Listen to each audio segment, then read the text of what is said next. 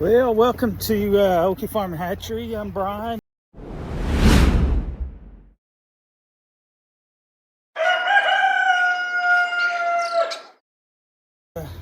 Just out feeding this evening by myself. Ginger's at church getting things ready for Mother's Day. So don't forget about Mother's Day. Make sure you at least get a card. So I was always told, I don't need anything, I just need a card. I'm like, okay, well, that doesn't work. You got to get them something besides a card. But that's all right. Love my mom. She did a great job of raising me. And she deserves recognition. So, of course, when your kids are little, it's what do you get mom for Mother's Day, you know? And rightfully so. The kids don't have any money, they can't really go shopping, but you take them and you get them a card and you let them scribble their name or draw a picture, and good times. When they get older, especially now, I've got one that's married and one in college, and they make some income, not very much, so you know, you don't expect a whole lot, but at least their own card and something just as a token. Or take them and do something. Go get coffee with your mom. These Morans, there's Big Red. He's an OG grandpa. So we have put these F2s in here and back crossed them to him, so theirs will actually be BC ones, but they have some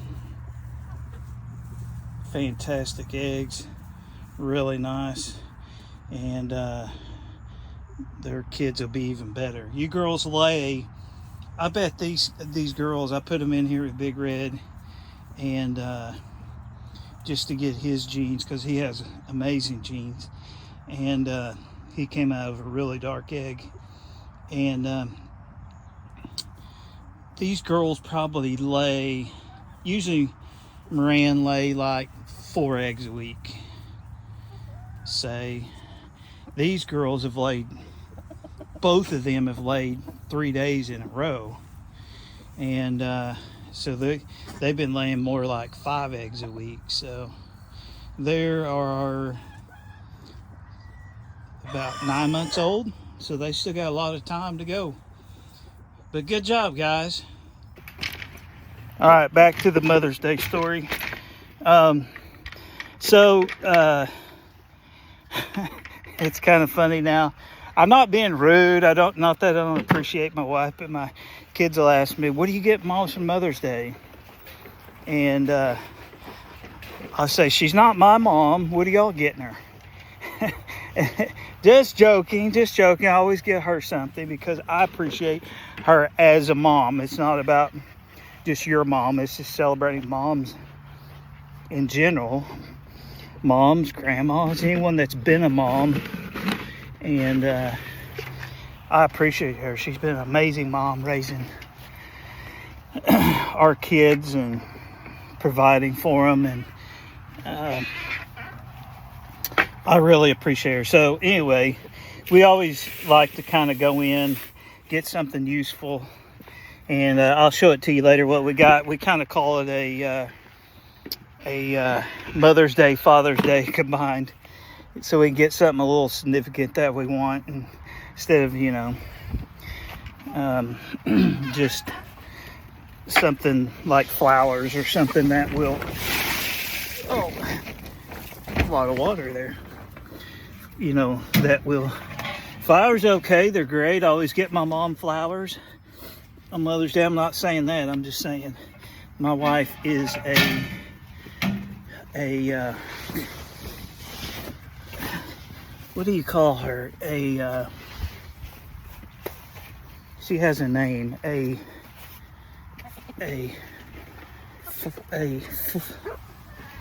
farmer, florist farmer. something like that. She grows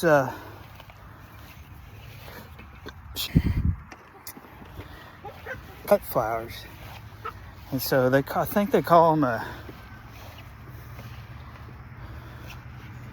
florist farmer because she harvests them and she makes bouquets and things, but she also just sell the flowers themselves. Give these guys some water. Whew. So I will go see my mom. She will get flowers because that's what she really likes. What else do you get your mom? To me, it's not the easiest thing to do. So flowers work for her. She appreciates them. She likes to look at them, and she'll keep them on her dining room table until they're wilted, and then she'll just keep looking at them some more. It's really cute. But you know, the card's the big deal. You got to get them a card. It's not much better than letting a mama raise her own chicks. Pretty amazing. They do an awesome job. Blue lace red Wyandottes.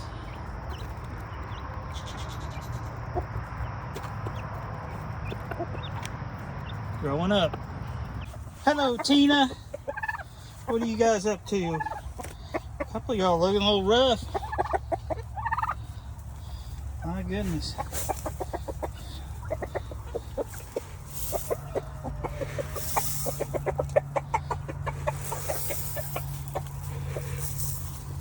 Did you lay today, Tina? Let's see what we got.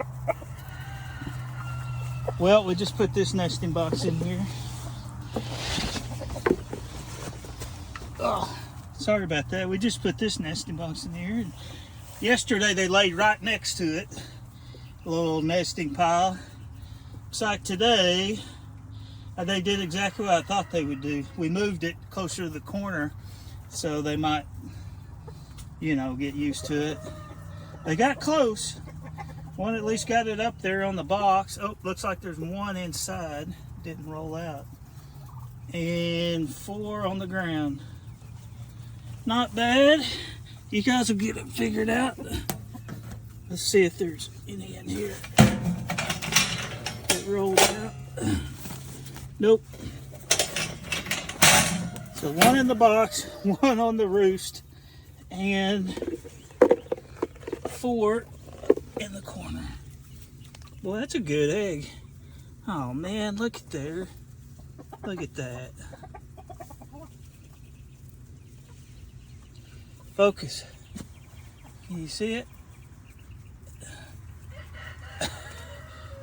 Just a little ding right there. Darn. That was a good size one. They're starting to get good size now. Isn't that funny how those are both barred rock eggs, but just the color difference? You see the same thing on like light Brahmas.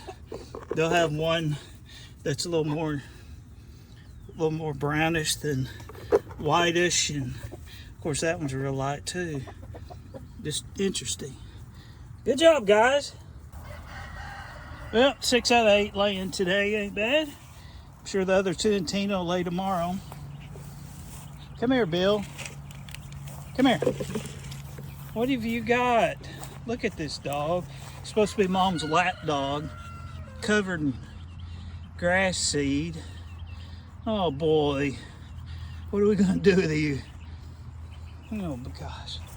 You too. Oh jeez. Thanks, guys. Hatchery, just wanted to jump on here, give you a quick little update on our hatching and just some things that we've learned, and just kind of give a little tip of the week. So let's look at these eggs that I just hatched. So in here we had Moran, black copper Moran, and olive eggers. They all hatched except for this one, and it had a starting to pip. Never did really come out, so I helped it a little bit just to get an air hole opening, and The shell was started coming apart. So this chick went ahead and came out, and but it's all matted. We really need to clean it up. It still kind of got some of the shell stuck to its umbilical. We need to get water and clean it up. The problem with these that hatch late, that what happens is if they don't pip and get that air hole open soon enough, then moisture will start building up inside there, and basically the bird starts to drown. Real, and if they don't drown, it really starts to develop, hurting their development. Their lungs and stuff don't totally develop right, so it looks like they're going to make it, but they're just really weak, and they usually don't make it. I don't know that I've ever seen one really make it that goes that far.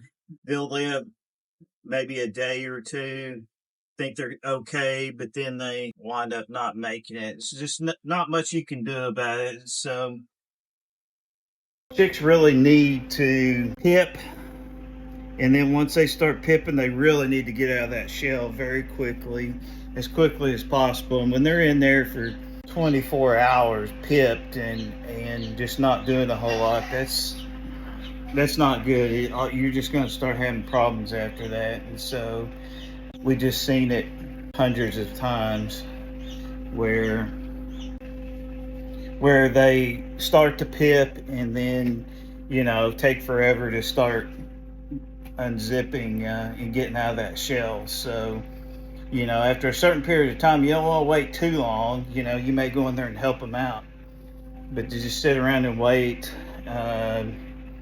24 hours after day 22, then that it's almost too long. So Moran eggs, for some reason, I don't know if it's just they're tougher lining or whatever it is, but we have had a lot of experience with them, and they just seem to take a little bit longer to hatch.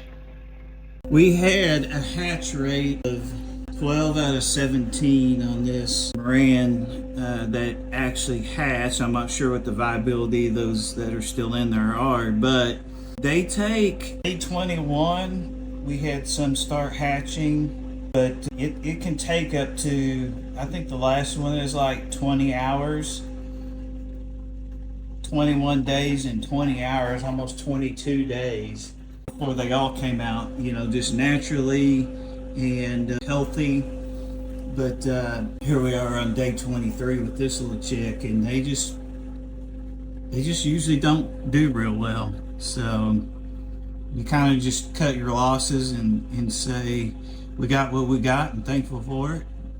But that's just the nature of hatching. So just know that, and you just move on and do the best you can. Here at Okie Farm and Hatchery, we do a dry hatch, just because that just eliminates a lot of variables. We're fortunate or unfortunate here in Oklahoma to have a lot of humidity, and so there's just enough natural humidity. We keep this room enclosed. We have an HVAC in here, a vent, but it's not on high, or it's not a direct system that's in here. And so it stays pretty consistent in here. And so all we do basically is we just set the temperature at 99.6 just to help keep it at that optimum temperature that we need. And then we don't add any water, but we keep the vents closed, and that humidity will stay. Of course, I've opened it up, but it'll stay right around 50. And then as chicks start hatching, it introduces a little more humidity in there, so it may get up to 60. But that just seems to be optimum, and it works. It doesn't we don't seem to really have any problems unless the chick just doesn't, come out of the shell. Then you have problems. But that has nothing to do with your incubator or, the levels. And of course, if you're not in a high humidity area, then your humidity stays low. That uh, you may want to introduce a little bit of water. But when you're introducing water, if you don't have an automatic water, then you're constantly having to monitor it. But if since we don't have the water in there, it just pretty much stays pretty constant, and then through the hatching process, it regulates itself. So just a little tip. So from you know anywhere from 45 to 50, 52 during setting, and then it'll, like I say, that once they start hatching, it'll go up to about 60, and that's plenty. Um, and No problems. So when people are so worried about it being too low or too high, that's true. It can be. You want to try to be as consistent as possible, but I find lower is better than high. You can definitely drown chicks. The humidity gets too high. So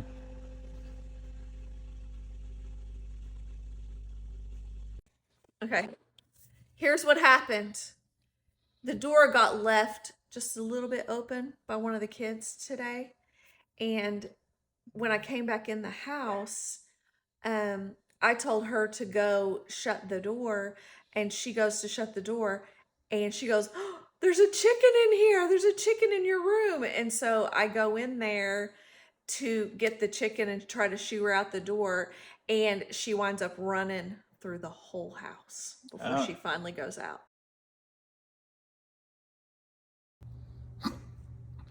well, here's what we decided to go with for our Mother's Day, Father's Day gift. We love coffee, as you know, and we need a new coffee maker. We have a regular pot coffee maker, 12 cup, and we also have a Keurig over there. So we thought, well, why not just combine them, get one machine. These actually have, great reviews, Consumer Reports, and everything. So for the price, great deal. So it's worked for us. Our last Keurig we've had for a long time. It's probably the longest one we've had. Oh, yeah, it's lasted a really long time. That one, golly. I mean, usually they last like a year and you throw them away, but this one, I don't That was know. probably like 5, 6 years. Has it been here that? Yeah, we since bought we've it at been the here? other house. Oh, okay. And Well, it even went to Carly's dorm for a little bit. wow, there you go. I know. So they obviously made them a little better than they used to. We've probably owned 4 or 5 of them, Yeah, probably. and they, you just kind of wear them out, especially as much coffee as we drink. So, Yes. so we love it. There it is. Happy Mother's Day early. Thank you. And I So said, it's a great "Ooh, gift. It's so pretty. It'll be good, and we get rid of 2 machines and just have one. And Yes. so here's what she's working on, getting flowers ready for Mother's Day at church, and so there it is. Looking forward to that. Don't forget Mother's Day.